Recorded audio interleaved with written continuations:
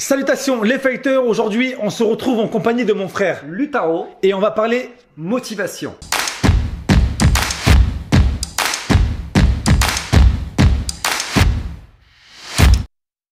Pour ceux qui ne nous connaissent pas, mon frère et moi on enseigne les arts martiaux depuis l'âge de 19 ans et c'est de nombreuses personnes qui font confiance à notre enseignement. C'est pour cette raison que nous vous proposons cette vidéo pour répondre à vos questions sur la motivation. Il s'agit d'un nouveau concept qu'on va développer, on va essayer d'aborder dans les prochains jours, dans les prochains mois, plusieurs thématiques. Aujourd'hui on a choisi la motivation, on va essayer de vous apporter en profondeur les conseils qu'on pourrait donner à nos élèves. Et puis si ce format de vidéo vous plaît, n'hésitez pas à nous le faire savoir en nous mettant un pouce bleu, à vous abonner pour ceux qui viennent d'arriver sur la chaîne et puis voilà, restez patient parce que dans les prochains jours on reviendra avec plein de vidéos de ce type. Le concept c'est que je vais te poser des questions, d'accord, auxquelles tu vas devoir répondre et on va aussi donner à travers ces réponses des conseils pour les internautes. D'accord, donc moi je vais répondre à ces questions et après toi je vais te retourner du coup ces questions et tu vas devoir y répondre aussi. Voilà. Et comme ça vous aurez finalement l'expérience de deux frères qui peuvent parfois être opposés dans les idées mais qui sont quand même complémentaires dans beaucoup de choses. Allez, c'est parti, on y va. Allez.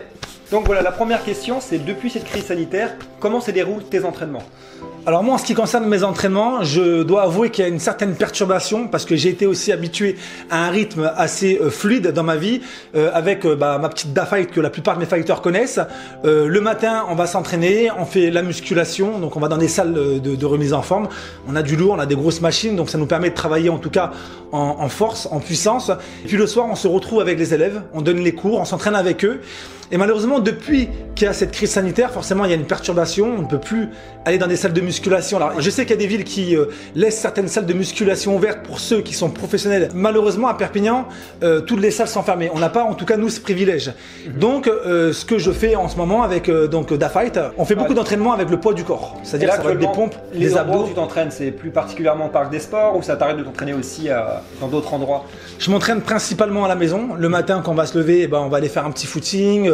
On va travailler donc surtout le poids du corps. Et puis après, l'après-midi ou en soirée, ça peut nous arriver d'aller dans un champ pour nous entraîner et puis travailler nos Tao, réviser cette technique, travailler les armes. Ouais, c'est vrai que nous aussi on a la chance d'avoir vraiment un environnement, un cadre de vie super, ce qui fait qu'on peut vraiment profiter des montagnes, des plaines, des champs. On peut se retrouver facilement en pleine nature, contrairement à des personnes qui malheureusement eux n'ont pas cette possibilité et qui vont se retrouver enfermés chez eux. Maintenant, j'ai fait des super vidéos où je donne des conseils pour pouvoir s'entraîner à la maison, maintenir sa condition. Je pense que ça c'est quelque chose de très important et c'est ce que je m'efforce de faire, même si j'ai plus l'impression de stagner, on va dire, de maintenir mon niveau que d'avoir une grosse progression. Alors donc voilà, je te retourne la question, depuis cette crise sanitaire, comment toi tu abordes tes entraînements, comment ça se passe? Moi je me suis un peu découvert aussi au yoga, qui est aussi connu par ses travaux de posture. Bien sûr. Et cette souplesse, cette capacité à faire des choses, des postures extraordinaires avec son corps. Et puis donc c'est un bon complément. C'est ce que j'allais dire.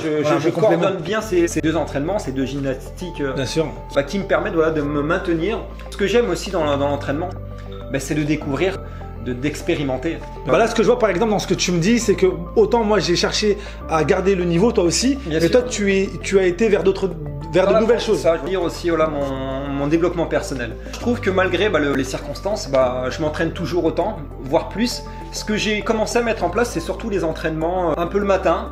Alors pas des entraînements qui durent 2 heures non plus, mais par exemple, je vais favoriser le cardio en fin de matinée. D'accord. Et après, en fin de soirée, pareil, je vais travailler beaucoup sur la méditation. Alors c'est un travail qui est un peu différent, mais qui est c'est intéressant. Et après, toujours la condition physique, mais surtout sur du poids de corps, contrairement à l'habitude que j'avais, parce que c'est vrai que tout comme toi, je veux dire, on s'entraînait en salle. Exactement. Et ce changement d'habitude, ce changement. Il faut s'adapter, il faut trouver des solutions et pas se laisser, pas se laisser aller. Y a-t-il des choses qui t'aident à faire grandir ta motivation? Alors oui, bien sûr. Quand j'étais plus jeune, par exemple, le fait de plutôt voir des films d'arts martiaux comme les Tortues Ninja ou voir les films de Jackie Chan, ça m'a motivé en tout cas pour pouvoir un jour avoir le pas de me mettre au kung-fu. Ce qui va m'aider le plus en tout cas à me motiver, ça va être le fait de savoir que de s'entraîner, c'est bon pour mon état d'esprit, c'est bon pour mon mental, pour pour mon bien-être. Et c'est vrai que quand tu as une certaine hygiène de vie et que tu appliques ces choses au quotidien et que tu te sens en forme quand tu, par exemple, te baisses pour prendre un carton, si tu dois escalader quelque part, voilà, tu te sens en forme, tu te sens pas handicapé à faire certaines choses, tu les fais de manière naturelle. Donc voilà, mon plus grand critère de motivation, c'est ça. Et une petite anecdote rapidement, le jour où je suis parti en compétition et tu étais à mes côtés, tu as combattu cette même année avec moi, au championnat de France de boxe Sanda, c'était en 2010. J'ai cherché un critère de motivation pour gagner mes combats. Ça a été, tu le sais bien, notre père se battait contre le cancer et j'ai cherché justement là-dedans ma motivation. J'ai voulu prouver à mon père que avec les quelques mois qui lui restaient, j'étais capable de devenir champion de France. Donc je suis devenu champion de France et j'ai cherché aussi ma motivation à travers un moment fort de ma vie. Je rejoins entièrement ta façon de voir les choses, en tout cas ta réponse. Moi, si tu venais à me poser la même question, je te la pose. Voilà, c'est la même chose. Ça veut dire, bon, déjà, ça te permet en fait, voilà, d'entretenir, ton corps physique, mais aussi voilà mental. Mais surtout, ça te permet aussi d'entreprendre toutes les choses de la vie, que ce soit la gestion de ta famille, la gestion des relations que tu as avec bien sûr, toutes les personnes qui... Peut-être d'avoir aussi une certaine sécurité aussi à pouvoir protéger sa famille, ses proches. Et comme je le disais, ça te permet d'entreprendre beaucoup de choses, quoi. On a des responsabilités aussi bien pour les prochaines générations et c'est important de montrer l'exemple. Montrer l'exemple et voilà, d'inculquer les valeurs aussi bien.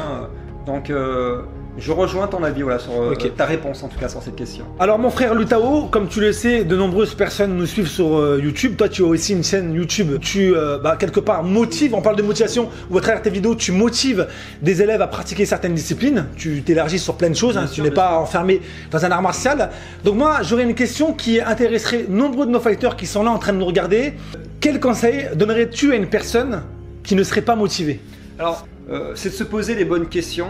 C'est de s'entourer aussi de personnes qui sont passionnées, qui apprécient, qui respectent cette passion avec qui on échange. C'est très intéressant ce que tu soulèves parce que tu dis que si tu t'entoures avec des gens qui sont passionnés par la même chose que toi, ça peut te donner envie de t'élever encore plus avec ces gens-là. Tout à fait, voilà. Il faut être entouré de personnes positives et non de personnes toxiques qui vont vous dévaloriser. Si vous êtes en train de vous entraîner, qu'est-ce que tu fais? Tu fais le singe, voilà. Ce genre des gens qui vont pas avoir qui vont pas avoir un jugement négatif sur ta pratique.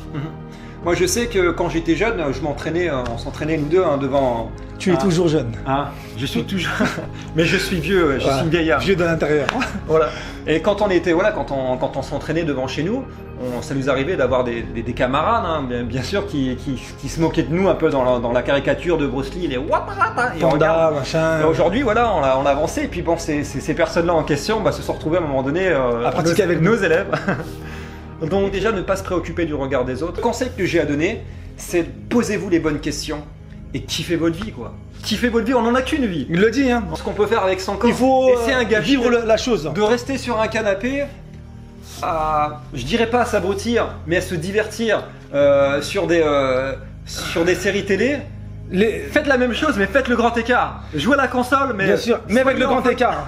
Les arts martiaux, comme je l'ai dit dans des vidéos très récemment, t'apportent tellement de choses, que ça soit sur le plan physique, sur le plan émotionnel, que ça soit dans la vie de tous les jours. Et je rejoins, donc finalement, voilà, vu qu'on se retourne les questions, je m'approprie la question, j'y réponds. Ne pas s'entourer de personnes toxiques, ça serait les conseils que je donnerais. Et puis, de ne pas hésiter, comme tu l'as dit aussi, comme par exemple regarder des films. Là, j'ai conseillé récemment à des élèves de regarder Cobra Kai. Alors, ça va peut-être paraître surprenant pour des gens qui vont dire oui, c'est pas possible. Mais au-delà des scènes de combat, dans les films d'arts martiaux, on peut retrouver une certaine moralité de la vie. Et on peut faire deux choses en même temps. On peut regarder le film et travailler sa souplesse, son grand écart, sa posture. Mon frère, selon toi, est-ce que la motivation se transmet? Alors oui, bien sûr, elle peut se transmettre à travers un bon comportement. Comme tu l'as si bien dit précédemment, il suffit de s'entourer des bonnes personnes et puis forcément, ça peut ne faire que grandir la motivation qui peut être en la personne. Oui, la motivation se transmet et elle se transmet par le fait d'être entouré de gens qui peuvent te ressembler et te donner une motivation. Et par les vibrations, par ce qu'on dégage. Bien sûr. Parce qu'il y a quelque chose dans la visible en vrai. Exactement. Et puis la motivation, comme je le dis, en fait ça rejoint ce qu'on a dit juste avant, elle peut aussi être transmise dans des films d'arts martiaux. Nombreuses sont des personnes qui ont vu des films dans leur vie. par ce que les réalisateurs ont voulu transmettre. Parce qu'à travers les films, on transmet des choses. Faut pas hésiter à aller vers les livres, faut pas hésiter à aller vers les films, vers la musique, vers les documentaires. Parce que la musique aussi est un facteur de motivation. Exactement. La musique, ça tu fais bien de l'évoquer. Pour faire de la musculation, nombreuses sont les personnes qui sont avec des écouteurs dans des salles et ils viennent chercher cette motivation. Et en finale, on fait appel à nos sens. C'est incroyable. Incroyable. Ouais. Alors, on va terminer avec une dernière question qui est très intéressante. Y a-t-il des choses en plus de la motivation qui peuvent te permettre de progresser? Plus que la motivation, ça peut être les objectifs. Et ça peut être aussi une raison de séduction, de reconquérir une personne ou de régler un problème dans sa vie personnelle. Parce que les objectifs, ça nous mène presque inconsciemment, je veux dire, à des résultats. Du moment qu'on est dans un schéma de pensée, la pensée va influencer nos comportements. C'est juste ce que tu dis parce que finalement ça se répercute sur nos tatamis. Bien sûr. Des élèves qui vont vouloir faire des spectacles, parce qu'on a formé de nombreux élèves qui sont venus à nos côtés sur scène, sur des émissions de télé, et on s'est aperçu que, pour rejoindre ce que tu dis, quand un élève, on lui donne un objectif, que ce soit sur un événement, un spectacle, une compétition, on va sentir qu'à l'entraînement il se dépasse, et un élève qui n'a pas d'objectif, alors après attention on ne généralise pas, mais on sent que la progression va se faire de manière plus lente, parce que l'élève n'a pas d'objectif, il vient, des fois on se pose même la question de savoir ils ont l'impression que certains élèves des fois se perdent dans notre salle, ils ne connaissent rien à leur art martial et on dirait qu'ils sont perdus et on leur demande, en plus tu le fais souvent, tu poses souvent la question, qu'est-ce qui te motive? Moi c'est indispensable. Moi quand j'ai un élève, je peux pas commencer l'enseignement si je lui ai pas posé certaines questions. La raison de ta présence, pourquoi tu es là, qu'est-ce que tu veux, qu'est-ce que tu attends de mon enseignement, qu'est-ce que tu veux que je te transmette? Parce qu'il y en a, ils veulent tout simplement apprendre à se défendre parce qu'ils n'ont pas confiance en eux. Il y en a, chaque personne est différente et chaque attente est différente. Ça te permet aussi de voir leur implication, parce qu'un élève qui va venir te voir avec plein d'étoiles dans les yeux, surtout, toi ça va te permettre de savoir à quel niveau ton application va pouvoir être mise dans l'enseignement. Voilà. Un élève qui va venir, qui va pas sentir la motivation, tu vas te dire bon, tu vas l'entraîner, mais ce sera pas de la même manière que l'élève qui va être déterminé et que tu auras envie d'élever le plus haut possible. Cette motivation, c'est de la garder sur du long terme. Voilà, il y a des motivés qui sont très motivés au début de leur apprentissage, et au fur et à mesure du temps, quand ils se rendent compte que ça peut être inconfortable par moment, qu'il va falloir passer par des zones inconfortables, hein, je me répète, mais par des passages, voilà, sur des... Moi je veux travailler ci, mais ça aussi il faut le travailler. Je veux dire, si on doit travailler par exemple la souplesse, parce que la souplesse est aussi indispensable aussi bien dans les sports de combat, quand on est sujet à se faire attraper la jambe, il faut une certaine stabilité, donc on fait un travail de proprioception, j'ai envie de dire, pour pouvoir permettre à l'élève de ne pas être amené en difficulté lors du moment venu dans les compétitions. D'accord. Alors pour répondre moi aussi à la question, je te rejoins sur le fait que d'avoir des objectifs, c'est pour moi important aussi, parce que c'est ce qui va faire progresser l'élève, donc je vais pas avoir grand chose à ajouter là-dessus. Un facteur qui selon moi est fondamental pour progresser en dehors de la motivation, parce que la motivation ça ne suffit pas, elle est aléatoire, comme je le dis à mes élèves, donc c'est pour ça que je me tourne vers la caméra et là je m'adresse aux fighters qui nous regardent. La motivation c'est bien, comme je le dis, elle peut être aléatoire, des fois il y a des personnes qui ne viennent pas aux entraînements parce qu'ils sont fatigués, ils ont eu une longue journée de travail et quand ils rentrent chez eux, c'est le piège, ils voient le canapé, ils vont commencer à manger, à se poser et puis ils vont avoir la flemme de se relever pour aller à l'entraînement. Donc en fait la motivation elle est bien dans certaines circonstances mais pas tout le temps. Donc moi ce que je pourrais préconiser, en tout cas en plus de la motivation, ça serait d'être assidu avec soi-même, de mettre de la discipline dans sa vie. Le fait d'être discipliné avec soi-même, ça va vous obliger à avoir un rythme que vous vous êtes imposé. Et si vous suivez ce rythme, même que vous soyez motivé, que vous soyez fatigué, que vous soyez triste et que vous n'ayez pas la forme, et ben en fait vous pensez à votre programme, vous pensez à l'engagement que vous vous êtes fait avec vous-même. Et je suis persuadé, en tout cas ça l'est pour moi, je l'ai vu aussi à travers certains élèves à qui j'ai enseigné cette méthode, c'est voilà, d'être assidu avec soi-même et ça ne pourra que vous amener à des résultats et vous serez encore plus fort que la motivation. C'était Steel Fight et Lutao. À bientôt les fighters.